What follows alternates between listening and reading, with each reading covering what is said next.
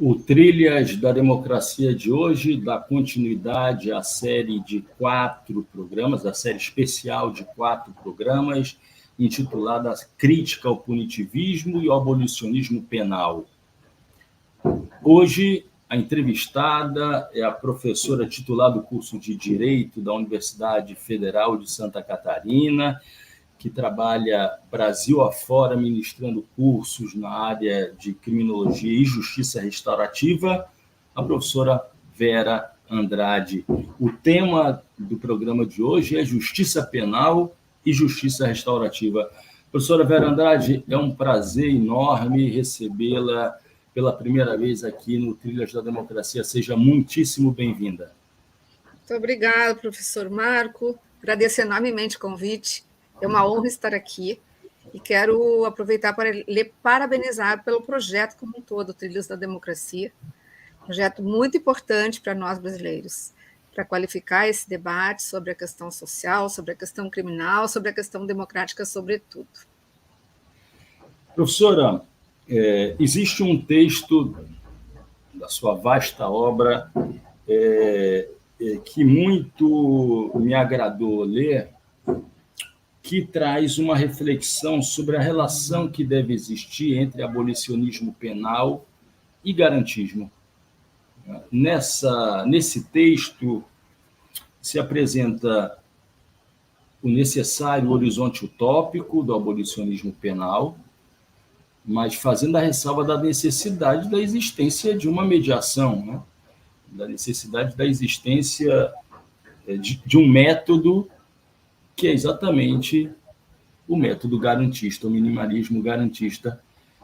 Para a gente aquecer aqui essa entrevista, eu lhe pediria para, agora para um público muito mais amplo, né, dizer por que da importância da manutenção desse horizonte utópico do abolicionismo penal com esse método do garantismo, com essa mediação do garantismo. Por favor, professora Vera. Obrigado, Marco. Essa questão eu considero bem importante e, por isso, realmente tenho trabalhado sobre ela. Eu acho que no Brasil existem muitos mitos, muitos sensos comuns desvirtuados acerca do que vem a ser ou que não vem a ser o abolicionismo. E uma dessas leituras que eu considero distorcidas é a oposição entre ser abolicionista ou ser minimalista. Parece que essa sintetiza grande parte da preocupação dos juristas, deles se auto-intitularem minimalistas e abolicionistas, ou abolicionistas, e colocarem essas duas posturas em sentido antitético, né? Muitos dos debates coloquiais eu vejo isso.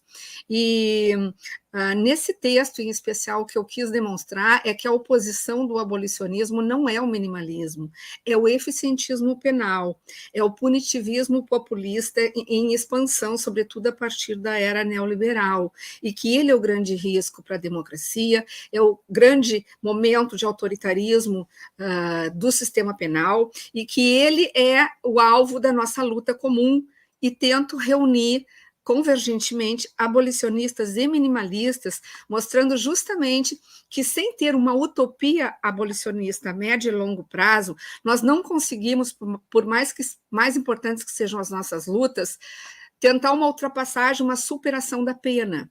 Então, para todos aqueles que acham que a pena é o mecanismo mais perverso, mais violento de controle social e desejam superá-la, tem que ter no horizonte a utopia abolicionista. E a utopia abolicionista é aquilo que nos faz caminhar, nos faz avaliar todas as nossas táticas, e nessas táticas, nessas estratégias, eu coloco justamente a necessidade de um contínuo marchar minimalista de redução do sistema, respeitando as garantias penais e processuais penais, ou seja, tendo como rota um minimalismo garantidor de todos os direitos e prerrogativas de todas as partes envolvidas nos processos de criminalização.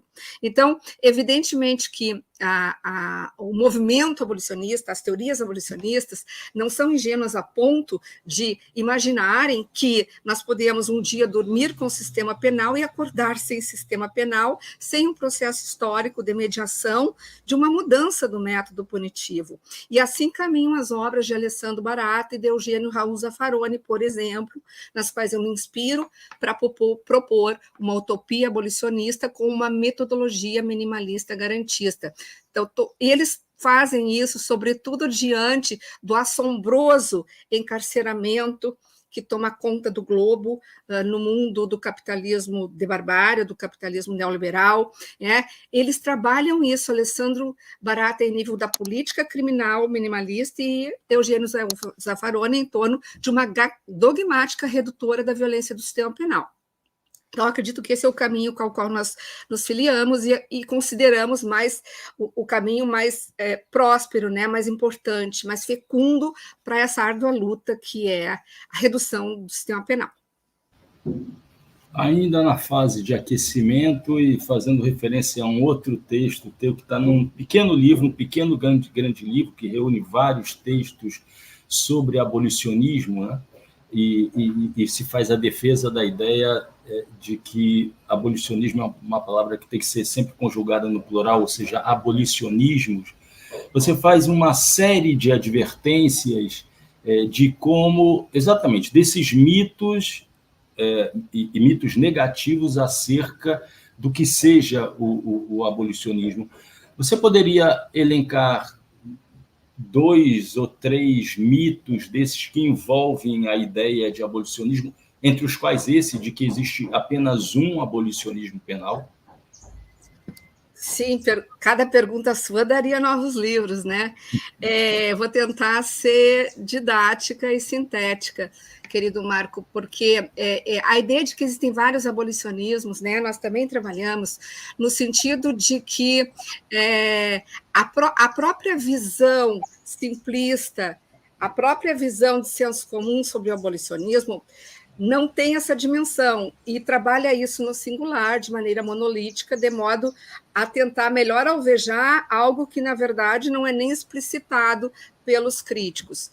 Não existe um abolicionismo, porque, do ponto de vista teórico, existem várias vertentes que vão do estruturalismo de Michel Foucault ao feminismo negro de Angela Davis, hoje, passando por Luke Hussmann, fenomenologia, Thomas Mathiesen, materialismo histórico, Neil Christie, uma fenomenologia estruturalista.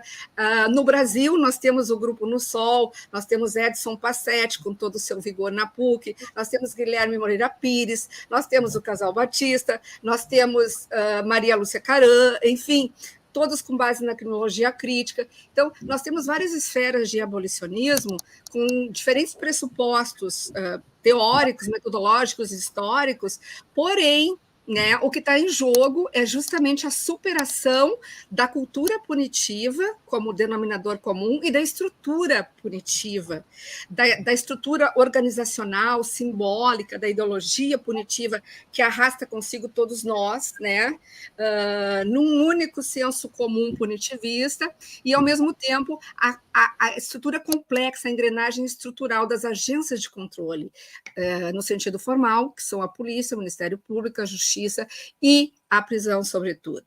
Os abolicionistas trabalham em diferentes níveis de superação dessa cultura e dessa estrutura. E, no geral, nós podemos dizer que não adianta nada nós focarmos a destruição, o desaparecimento unicamente das instituições de controle, se nós não trabalharmos a organização cultural e ideológica que alimenta essas instituições, o simbolismo que circula no imaginário social, nas mídias, na nossa família, nas escolas, nas universidades, que é o saber, o senso comum, o simbolismo e a gramática de toda a linguagem punitiva, né? Crime, pena, violência, porque essa gramática é tão consolidada no mundo ocidental que ela é vista quase que como ontológica. Então, um dos mitos do abolicionismo penal é de que, se nós eliminarmos essa estrutura e esse simbolismo, nós retroagiremos ao estado de caos,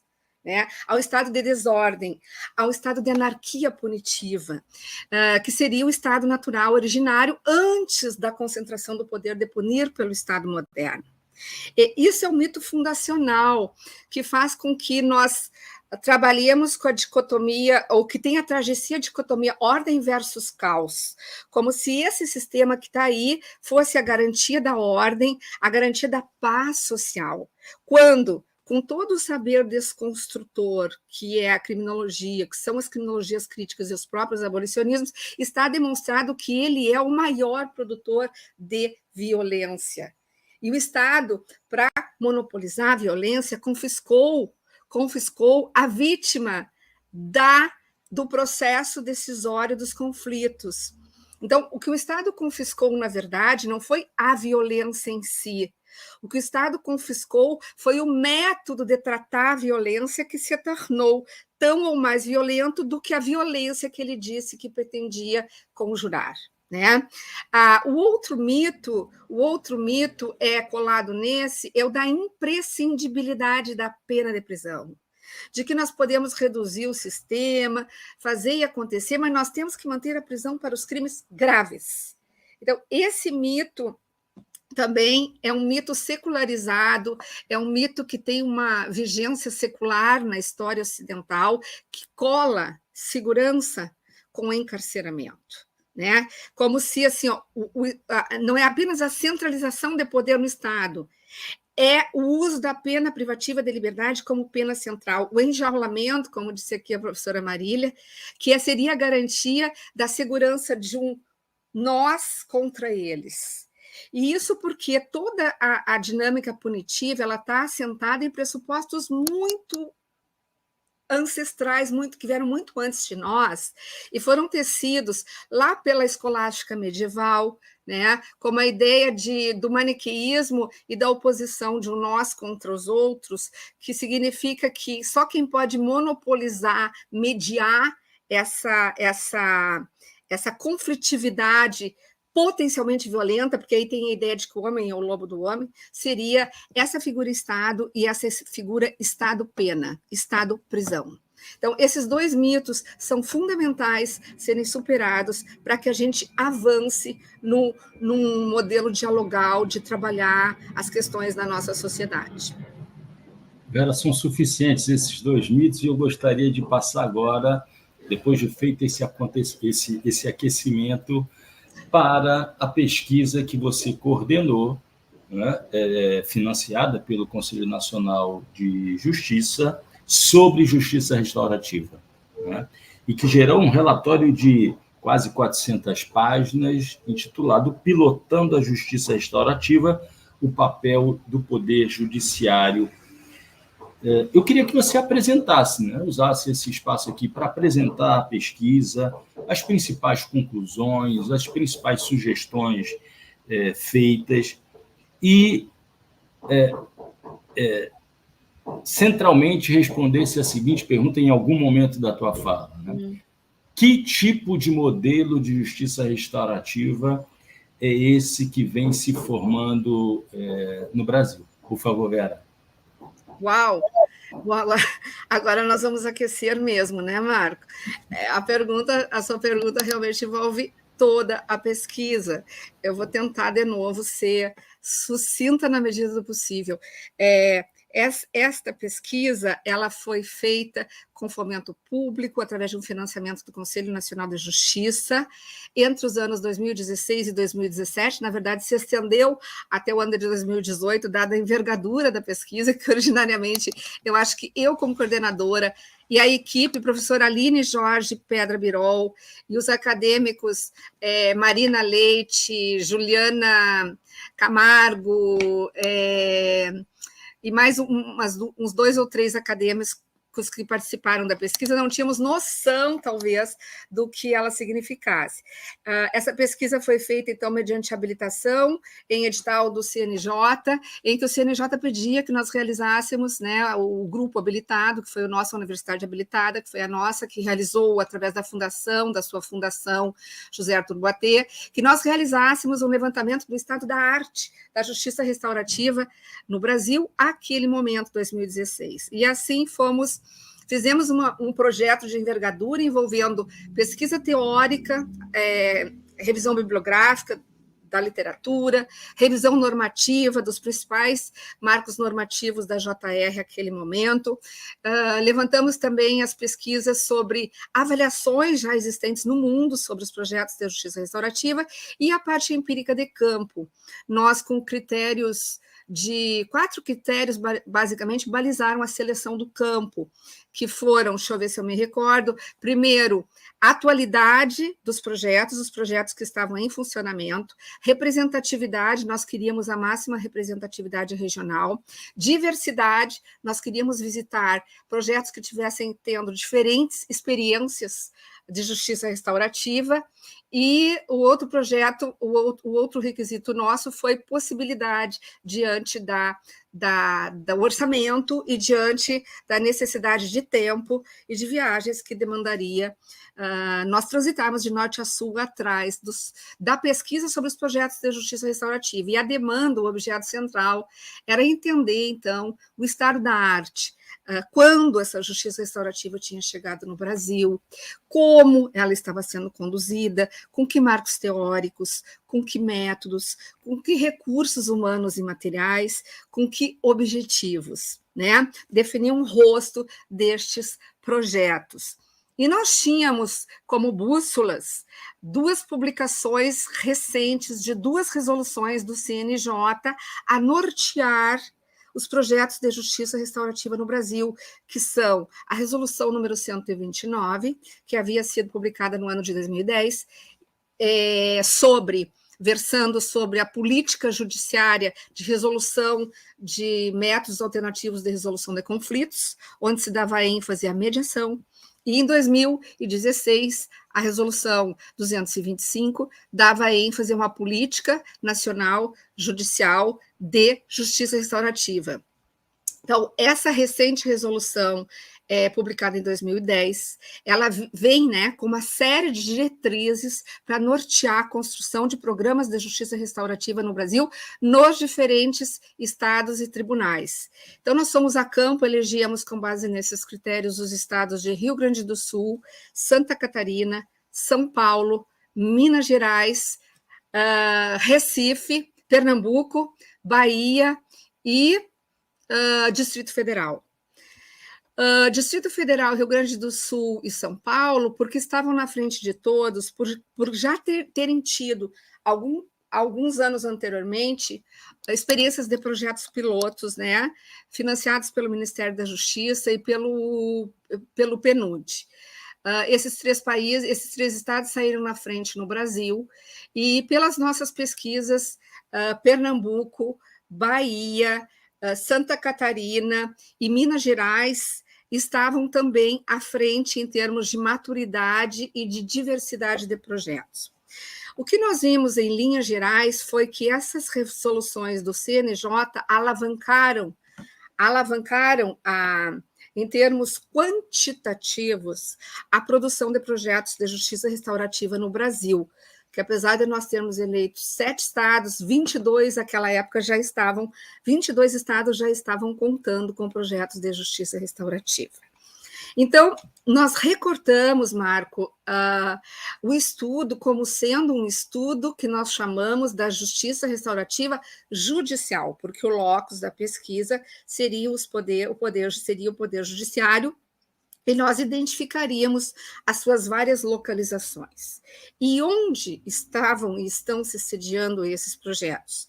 Esses projetos nós identificamos, primeiro, em nível processual, no sistema de justiça internamente, em 3 espaços: no juizado da infância e da juventude, que pode ser considerado o carro-chefe, o pioneiro no Brasil, no juizado especial criminal, e nas varas da violência doméstica, que essas resoluções e outras normativas propõem chamar, então, varas da paz doméstica.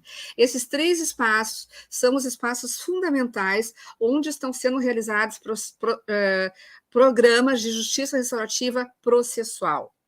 Além disso, nós encontramos muitas experiências de justiça restaurativa vinculadas com o judiciário, mas que estão sendo realizadas no nível pré-processual, significa nas polícias, nas guardas municipais e nas escolas, nos estádios de futebol, nos serviços públicos e nas cidades de um modo geral.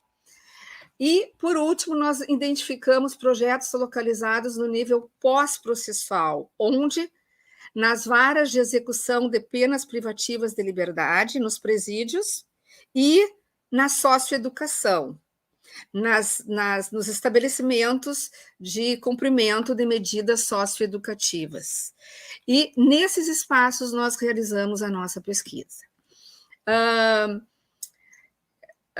O que acontece? Acontece, então, que qual é a justiça que nós temos no Brasil? Nós temos uma justiça restaurativa em nível judicial que está se construindo por dentro do sistema penal e socioeducativo, desde o interior. Por quem? O protagonismo é do judiciário. O protagonismo, nesse modelo que nós usamos, é do judiciário, tanto significando protagonismo de juízes e desembargadores que estão conduzindo esse processo, quanto do apoio institucional do próprio Poder Judiciário e do CNJ, sobretudo. Então, o Judiciário está exercendo, nesse momento, um protagonismo e um protagonismo personalizado, porque a entrada da restaurativa no sistema penal é, de longe, uma unanimidade, é, de longe, um consenso.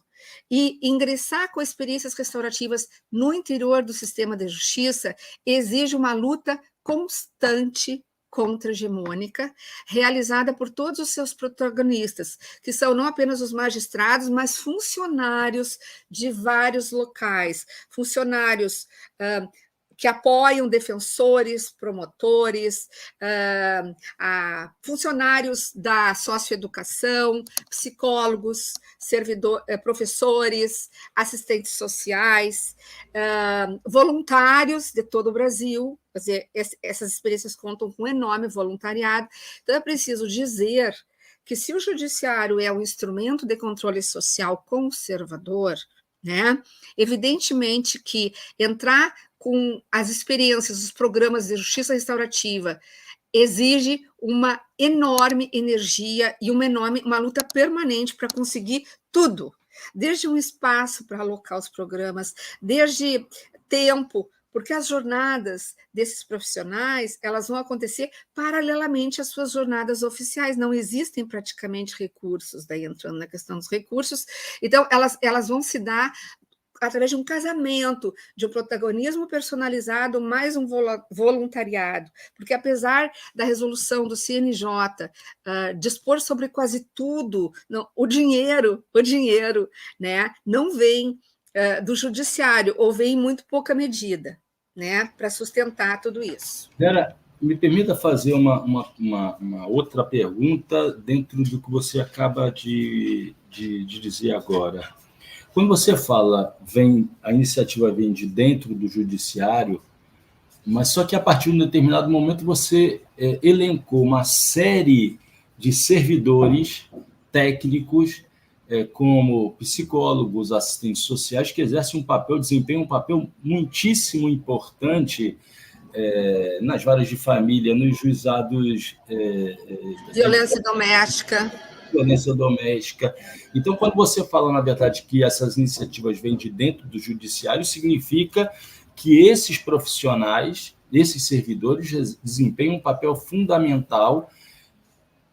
Eu vou fazer a afirmação e queria que você dissesse se eu estou certo, porque levam para dentro do Poder Judiciário uma visão não positivista, devido à sua própria formação, né, dentro dos cursos de serviço social, do curso de psicologia. Isso é uma primeira subpergunta. A segunda existe um perfil do juiz, do desembargador, da juíza, da desembargadora, que está à frente de um programa, de um projeto a desenvolver dentro da sua vara, dentro de um determinado tribunal de justiça? Existe um perfil, vocês conseguiram definir, ainda que não tenha sido um objetivo da pesquisa, vocês conseguiram perceber qual é esse perfil desse profissional, desse desse juiz, desse desembargador, dessa juíza, dessa desembargadora? As duas perguntas são bem relacionadas, Marco. Sim, a criação dos programas de justiça restaurativa envolve todo o pessoal de uma determinada vara, todo o pessoal que concordar e se habilitar. Porque o que nós vimos? Nós vimos aí uma identificação ideológica. O que está na base dos protagonistas? É uma rejeição à forma tradicional do sistema de justiça, é aceitar a deslegitimação do sistema de justiça, é aceitar o fato de que dos danos que esse sistema produz, e ir embora da construção de um novo paradigma.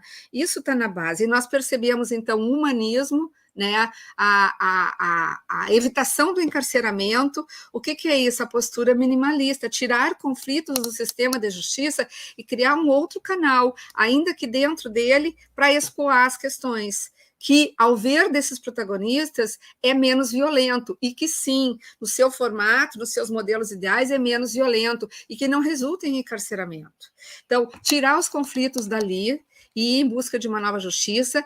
Isso envolve todos os profissionais. Onde é que estão os projetos? Estão nas varas da infância e da juventude, estão nas varas do Juizado Especial Criminal, estão nas prisões. Então, eles envolvem os funcionários, sim, e esses funcionários, a maioria deles são pessoas que têm identificação e idealismo. Isso é claro de verificar, que estão empolgados com esses projetos e que acreditam neles. E outro detalhe importante, maciçamente mulheres.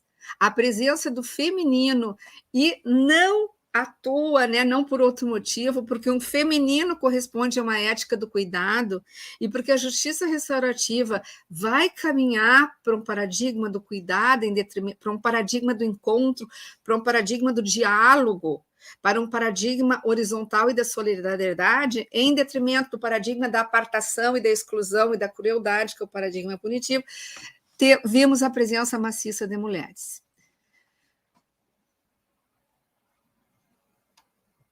Eu queria... Por favor. Marco, faltou eu dizer que justiça restaurativa está se conduzindo no Brasil. Isso eu acho muito, muito importante para a questão do rosto, porque é o seguinte, ó, o artigo 1º da resolução 225 do CNJ, ao moldar a justiça restaurativa, porque a justiça restaurativa não é um modelo ontológico, ela vem sendo, é um paradigma aberto, que vem sendo construído nos 5 continentes, de maneiras bastante flexíveis e adequadas aos contextos. Aqui no Brasil, temos bastante influência do modelo americano, sobretudo a partir da obra do Howard Zehr, que é um dos expoentes, e da obra sobre círculos restaurativos, círculos da paz, da Kiprantes. Muito bem. O CNJ, então, nos seus artigos preambulares ali da resolução, definiu que os ritos restaurativos no Brasil, onde eles entrarem, eles podem ser alternativos ou complementares ao processo tradicional. Por processo tradicional, entenda-se processo penal tradicional e processo infracional tradicional.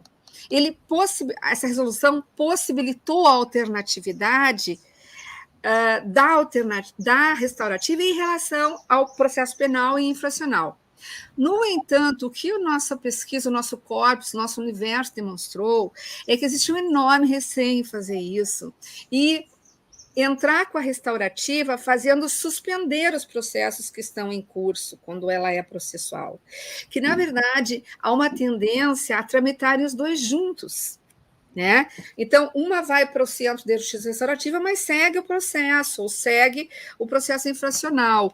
Isso, para nós, é um ponto de estrangulamento que necessita ser urgentemente freado, porque o que está se consolidando no Brasil é uma justiça, na verdade, paralela às duas tradicionais e não alternativa sequer ao processo, muito menos ao encarceramento, muito menos a uma justiça como um todo. Então, na medida em que esses processos estão tramitando juntos, nós vimos uma série de consequências. Uma duplicação de processos, uma duplicação de custos, uma insegurança das partes, um medo das vítimas comparecerem sem saber exatamente o que isso representa, uma dificuldade.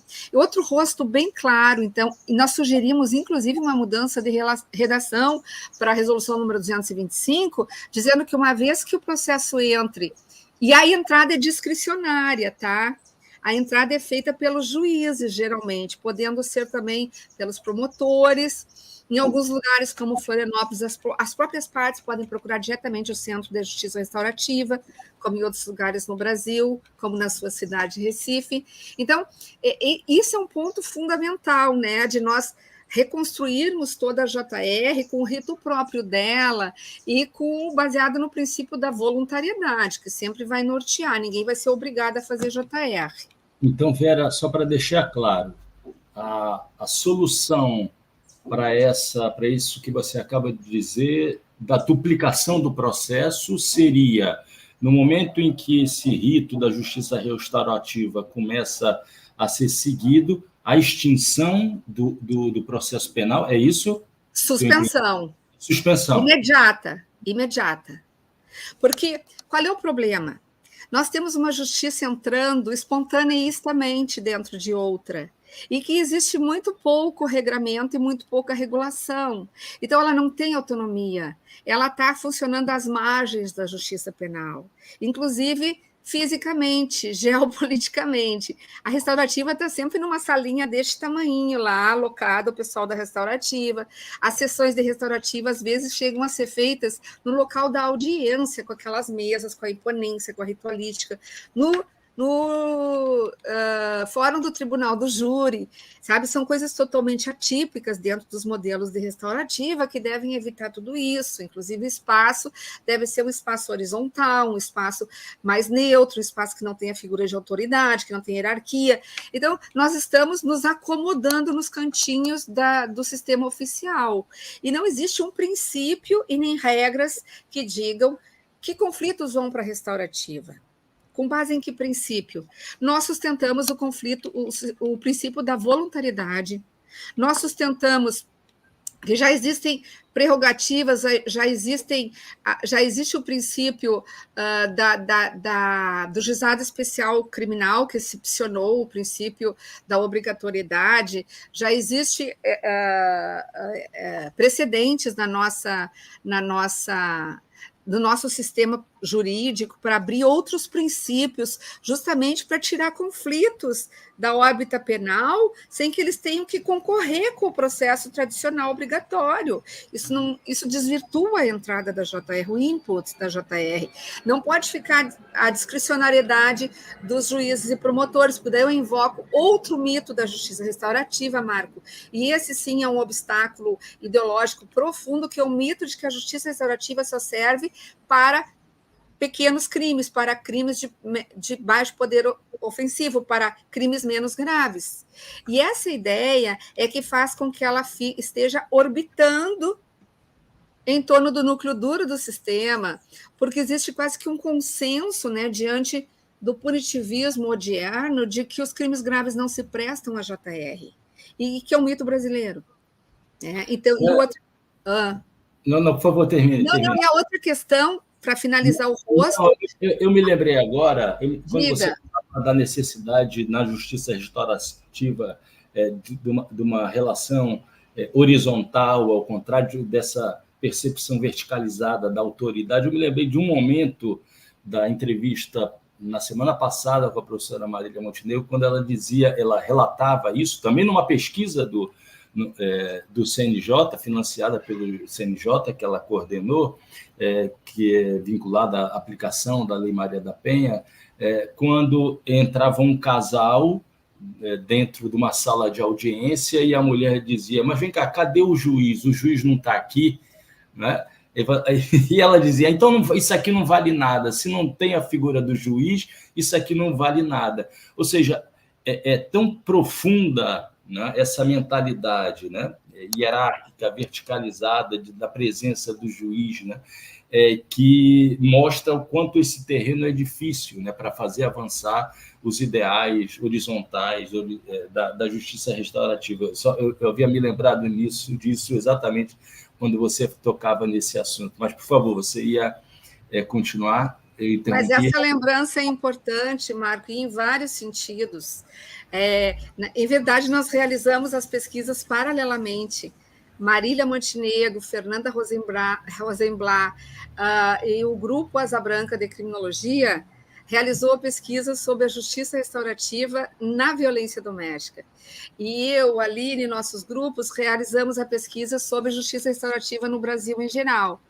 E nós trocamos muito durante essas pesquisas, né? E existem muitos resultados convergentes, afins, e que demonstram isso, o quanto é fossilizada, mais do que solidificada, a cultura punitiva no Brasil, e como é difícil lidar com a ideia de uma vítima protagonista, que é a ideia do abolicionismo, que é a ideia da justiça restaurativa, de trazer a vítima para dentro de uma justiça que funcione com base na relação e não da coerção entre ela e o seu par, vamos dizer, o seu outro, com o qual ela tem uma situação problemática. Essa é a linguagem proposta pelo abolicionismo. E essas vítimas, elas não existem enquanto imaginário de justiça, porque essa vítima ela não sabe desempenhar esse papel e ela questiona esse papel e ela tem insegurança e até medo em relação a esse papel. Quando ela é convidada, e um detalhe, ela tem que ser muito bem convidada para que ela seja convencida a vir sentar com a parte num rito de justiça restaurativa, começa por aí, ela tem que ter dinheiro para pagar passagem, ela tem que ter confiança naquele rito, e ela tem desconfiança, regra geral. E ela também ela é influenciada por discursos de temores das famílias, dos namorados, dos amigos, dos irmãos, dos vizinhos, que dizem, mas e se tu for lá, tu vai ser punida 2 vezes, e o que vão fazer contigo? Então, nós sugerimos, inclusive, que não existe uma cultura de uma vítima protagonista da justiça, porque a justiça restaurativa é vivência, a justiça é vivencial. As partes vão contar as histórias entre si, através de um facilitador, num espaço dialógico, horizontal e seguro. A segurança do espaço é a função número 1 de um facilitador, e tudo isso nós temos que enfrentar. Vera, você já usou esse termo, e eu faço a pergunta exatamente porque ele representa um dos 3 pilares, digamos assim, de uma concepção triangular da justiça restaurativa. Você falou agora há pouco de encontro, e voltou a dizer agora, sem usar a palavra encontro, você repetiu-a, né? Eu queria que você indicasse esse momento do encontro, esse momento da reparação, esse momento da transformação que atravessa a prática da justiça restaurativa. Marco, tocar nessa pergunta é tocar no coração dos modelos, né? É perguntar qual é o objetivo da JR. Antes de entrar aí nesse tripé, na nossa pesquisa nós escutamos, né? Porque a função do pesquisador é escutar o mais próximo possível de uma etnometodologia, de uma pesquisa presencial. Nós escutamos várias coisas a respeito dos objetivos da JR. Então, eu diria assim, responder a sua pergunta, que idealmente, né, quando se começou a teorizar sobre a JR, porque a JR, o movimento iniciou com práticas, e a teorização veio depois, na década de 80 para 90. Quando se começou a teorizar, então, a questionar qual é o principal objetivo da JR, se levantou pelo menos 4, na verdade você fala em tri, mas eu hoje, se fosse escrever o projeto, acrescentaria também a responsabilização. Os objetivos são o encontro, reparação de dano, transformação, responsabilização. O encontro, na verdade, quem trabalhou muito isso no Brasil foi o Sócrates Pinto, um magistrado que foi um dos primeiros a produzir sobre justiça restaurativa no Brasil, o Pedro Escuro Neto, que são os pioneiros, né? O Norberto, o magistrado Norberto, o magistrado Egberto. Porque o encontro é o primeiro objetivo. Assim, o encontro é o núcleo aglutinador de toda a proposta da JR. Quando você fala no encontro, você traz as partes. E trazer as partes em lugar do Estado e do promotor de justiça e da denúncia e da queixa-crime é mudar o centro do paradigma do Estado para as comunidades, para as partes envolvidas e todas as partes da comunidade que, porventura, foram envolvidas num problema, num conflito que, pelo sistema penal, é definido como crime. E esse encontro sintetiza a ideia de simetria, de diálogo. Só pode haver diálogo e contação da tua história para mim e desenrolar de um pacto possível de solução a partir do encontro. Então, muitos disseram que o mais importante era o encontro. Mas nós não podíamos parar aí. Desse encontro, nós tínhamos que ter algo, né? E Howard Zehr, com a sua obra Mudando as Lentes, deixou claro que esse centro teria que ser a reparação dos danos. Digamos que a obra do Howard Zehr veio pontuar o paradigma de reparação de danos, que tem muito a ver com o direito civil, na minha leitura, né? Tem muito a ver com a linha reparatória do direito civil, do direito privado, mas sob novas bases. Então, que não adianta ter apenas o encontro, senão reparar os danos ouvidos num crime, numa infração, numa contravenção, num conflito. E a transformação uniu todos aqueles que entendiam que a justiça restaurativa não deveria servir só para a justiça criminal, só para reparar crimes, só para reparar danos de crimes ou infrações, que ela deveria se estender como modo de vida para nos ensinar a transformar o nosso modo de relacionarmos. Ou seja, o que é a justiça restaurativa? É o encontro com critérios, com valores. É o encontro que responde a valores e métodos para que você aprenda a se relacionar de forma não violenta e oferecer respostas não violentas mesmo à violência. Então, seria um paradigma de transformação e aprendizado no próprio uso dela. Então, nós teríamos alternativas como reparação de dano e outras, que nos levariam ao aprendizado da comunicação não violenta e da não violência. Bem na linha gandiana, né? E aí começa a se trabalhar a ideia da JR como fundada num paradigma holístico de sociedade, saindo do paradigma industrial verticalizante e propondo uma nova forma de relação. Eu posso te dizer que não são excludentes, são complementares, obviamente. Tudo começa com um encontro. A reparação de dano é um elemento fundamental da restaurativa e a transformação também acontece na vivência dessa justiça. Vera, só uma pequena pergunta, isso daria um outro programa, talvez com um outro convidado, com outros convidados, mas ao falar sobre essa concepção triangular da justiça restaurativa, falar do encontro, da reparação, da transformação, que você indicou, que existe uma inspiração gandiana, eu pensei nas comissões instauradas no pós-apartheid na África do Sul, nas comissões de reconciliação, né? E que tinham muito esse espírito da necessidade do perdão e que não à toa foram lideradas pelo bispo Desmond Tutu, mas que eram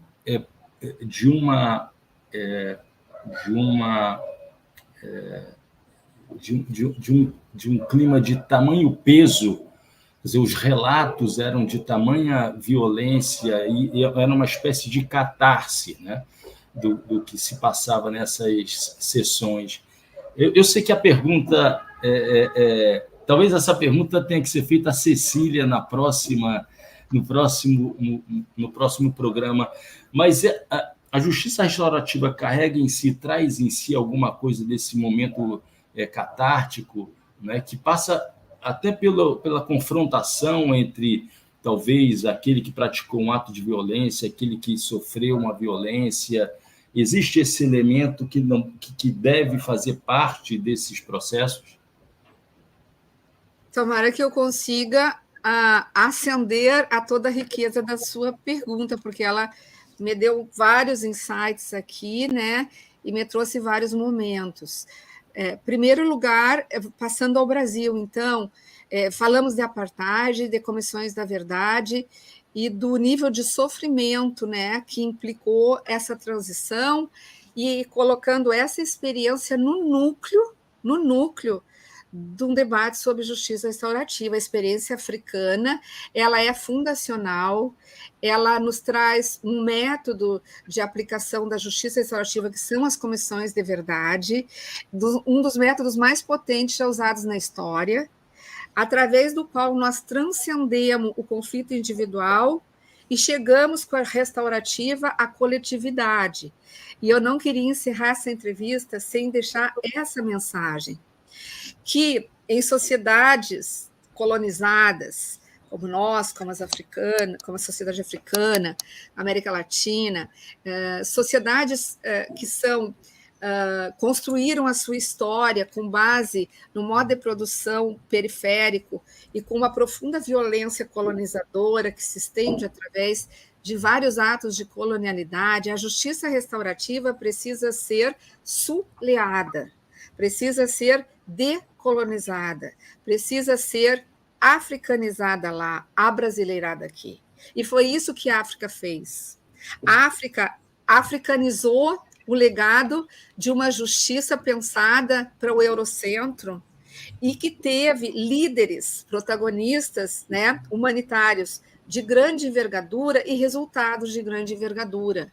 E aplicando isso para uma dor coletiva, para uma memória coletiva nacional, que de outra forma, através de nenhuma pena, poderia ser resgatada uma unidade nacional, não fora a potência da JR aplicada através das comissões da verdade.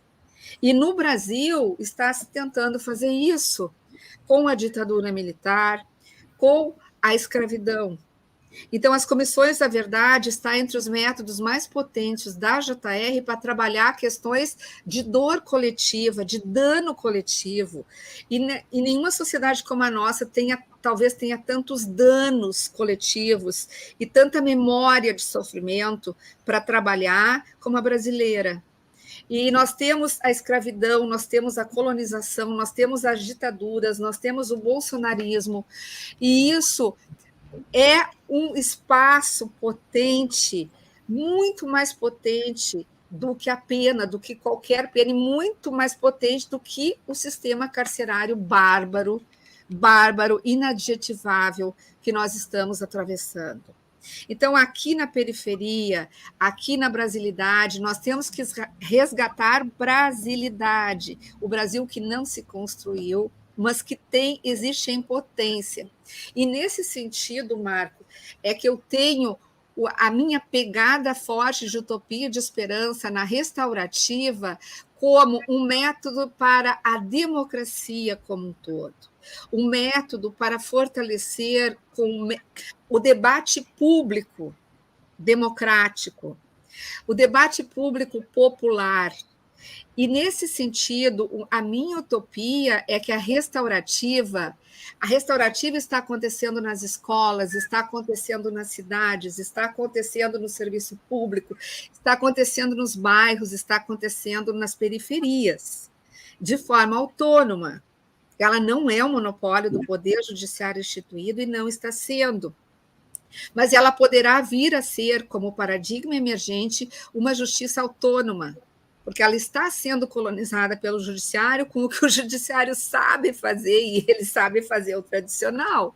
Então, ela está sendo colonizada, sim, pela justiça penal, mas ela não precisa ficar nesses confins, ela é feita para discutir racismo, para discutir classicismo, para discutir a dominação indígena, as questões agrárias no Brasil. E nós temos que olhar para a forma como os nossos indígenas, as nossas tribos ancestrais fazem as suas justiças para aprender com elas. É assim que os europeus fizeram, eles foram aos seus ancestrais. E a sociedade indígena aqui é condenada ao silenciamento.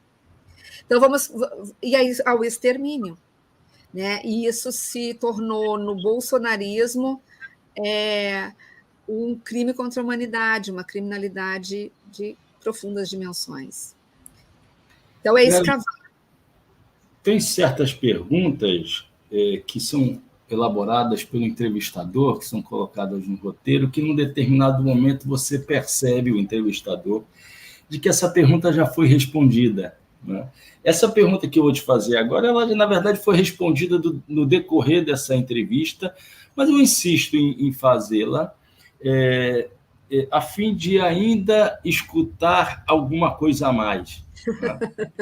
A pergunta é a seguinte: você chama atenção para a necessidade da justiça restaurativa ser observada pela lente da complexidade, não é?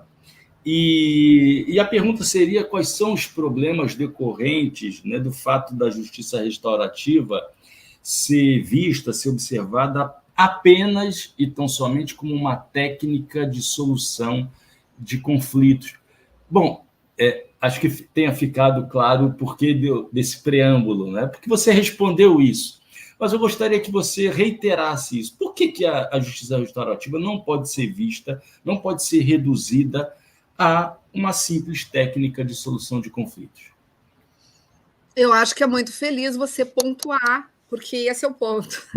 Esse é o ponto. Veja bem, o que está acontecendo é que ela está sendo apropriada como uma técnica de solução de conflitos. E só assim ela pode estar entrando dentro do judiciário junto com a justiça vigente. Enquanto paradigma emergente, ela é apontada como um programa que pode ser incluído ali dentro e ser operacionalizado pelos mesmos atores, que, no entanto, têm uma formação, um imaginário classista, positivista, né? E que são representantes de uma classe social específica, de uma etnia específica, e que vão, regra geral, hegemonicamente, exercer o papel de reprodução do sistema de dominação vigente. A JR, ela não pode ser vista, e esse é um dos principais mitos dela, que ela é uma técnica, e por ser uma técnica, ela pode ser usada pelos mesmos profissionais da justiça, bastaria uma formação prática. E essa formação prática poderia ser um curso só, porque ela seria uma justiça célere e, portanto, objetivaria desafogar o judiciário. E isso tudo são mitologias, e também o fato de que ela só pode ser usada para crimes leves e que ela seria um método alternativo, tudo isso faz com que ela possa entrar dentro dessa justiça, ser colonizada por ela e gerar ilusões de que nós estamos fazendo uma nova justiça que está desafogando o judiciário, que está melhorando a eficiência do sistema e deixando o tempo maior para resolver os problemas, os crimes graves do sistema, como tráfico de drogas, roubo, homicídio. Isso é a grande ficção ilusionista que alimenta o atual sistema, apesar de todas as boas intenções dos protagonistas. Mas está acontecendo isso. Então, nesse sentido, a justiça restaurativa não é só uma técnica, porque ela é um modelo exigente de justiça que propõe mudar não apenas a prática, tirar uma audiência e botar um círculo, tirar uma audiência e botar uma comissão da verdade, ela pretende mudar o modo como nós fazemos a justiça, tirando o poder do Estado centralizado e da pena, sobretudo do cárcere, e trazendo esse poder para as partes e para as comunidades. Como? A partir da quebra do modelo punitivo, que é trazer a vítima que está excluída do processo de decisão sobre as questões que lhe dizem respeito, para ser protagonista. No momento em que existe encontro, existe participação das partes. No momento em que existe participação, existe empoderamento das partes e das comunidades, se o conflito for individual ou coletivo, ou policoletivo. Ele pode envolver conflitos interindividuais como catástrofes de grandes dimensões.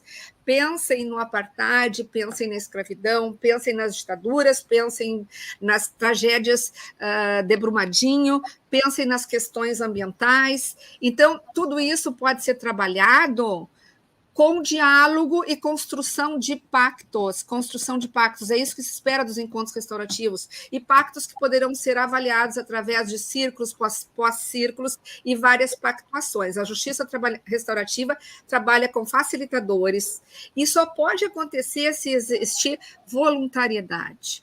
Ninguém pode ser coagido a fazer justiça restaurativa se não quer, porque ela não é coercitiva. E os espaços onde ela se realiza têm que ser espaços adequados, moldados pelo seu perfil de justiça dialogal. Ali as partes vão contar as suas histórias, e um espaço seguro para contar histórias e ouvir implica o desenvolvimento de outras técnicas de aprendizado, de comunicação não violenta, de escuta ativa. E a função de um facilitador não é convencimento, não é persuasão, é garantir esse lugar seguro, é garantir o respeito, é garantir que ninguém se pegue, que ninguém se ameace, que as pessoas cumpram os pactos. E aprender a pactuar é o que falta no Brasil. Ou seja, esse tipo de espaço de debate público seguro é um aprendizado, é o que permite a transformação da nossa forma de relacionamento, do julgamento, da condenação, da estigmatização, da estereotipação, rompendo com a gramática punitiva. Num circuito restaurativo, os estereótipos se dissolvem, eles se desmancham, e você vê pessoas de carne e osso.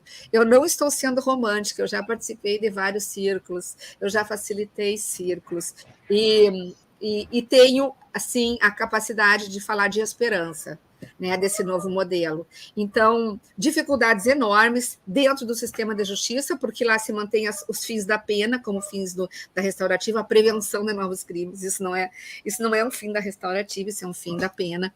Então, é isso, os desafios são enormes, mas a potencialidade do povo brasileiro, ela existe e é real, e a restaurativa pode trazê-la. Vera, uma ultimíssima pergunta. Eu lhe peço para ser breve, mas breve aqui na entrevista, porque, como eu já disse nas edições anteriores, esse conjunto de entrevistas sairá publicado no próximo ano, numa coletânea pela editora Alameda, e nesse momento eu vou te pedir para responder a fundo essa pergunta. Qual a importância da criminologia crítica para o desenvolvimento dessa tua forma de olhar essa realidade de sofrimento, de impor sofrimento às pessoas, que é o cárcere, e essa alternativa da justiça restaurativa? Qual a importância da criminologia crítica para a construção desse juízo em relação a essa realidade bárbara? Professor, eu tenho 2 minutos, então eu vou dizer que a importância da criminologia crítica foi toda, como talvez um dos maiores alicerces do movimento restaurativo, e continua sendo toda, porque a criminologia crítica também é uma teoria aberta e inacabada, e ela continua sendo uma espécie de controle epistemológico e político, né, das correções do movimento restaurativo, no sentido do não desvirtuamento. O não desvirtuamento dos ideais restaurativos, que são ideais emancipatórios, ideais humanitários, ideais de solidariedade, ideais de empatia. Esses valores é que garantirão a genuinidade ou não de uma justiça vivencial, que dê poder às partes para resolver os seus problemas, os seus crimes, e decidir como querem caminhar no futuro. Então, isso implica desempoderar o judiciário. Isso só vai acontecer se o judiciário perder poder e se a pena privativa de liberdade for realmente suplantada para e passo nos seus movimentos de redução que isso vai implicar. Então, é toda. Nós não podemos parar de apostar na criminologia crítica e nem no abolicionismo como utopia, o abolicionismo, e companheira de caminhada de controles, no caso da criminologia crítica. Veja, quando a gente encerra as entrevistas, a gente costuma sempre anunciar a próxima, né? Eu vou fazer diferente aqui, né? Eu sugiro que quem acompanhou até o fim a entrevista com a professora Vera Andrade, que volte atrás e assista pela primeira vez ou assista pela segunda vez as entrevistas que já foram feitas, a entrevista com a professora Vera Malaguti e a entrevista com a professora Marília Montenegro. Na próxima semana, encerrando essa série, uma entrevista com Cecília Coimbra, psicóloga, professora da Universidade Federal Fluminense. O Trilhas da Democracia fica por aqui. Professora Vera Andrade, muitíssimo obrigado por essa aula. Alunos, alunas dos vários cursos podem assistir, devem assistir essa entrevista, que foi uma das melhores do Trilhas da Democracia. Professora, muito obrigado para as suas últimas palavras. Professor. Muito obrigada, professor. Espetacular ser entrevistada por você. Já tinha dito quanto admiro, né, a maneira como você conduz o programa, e encantada também de estar aqui com essas 3 mulheres que são irmãs de caminhada: Vera Malaguti Batista, Marília Montenegro Pessoa de Mello e Cecília Coimbra. Muito obrigada. Foi uma alegria. Nós nos vemos na próxima semana. Até lá.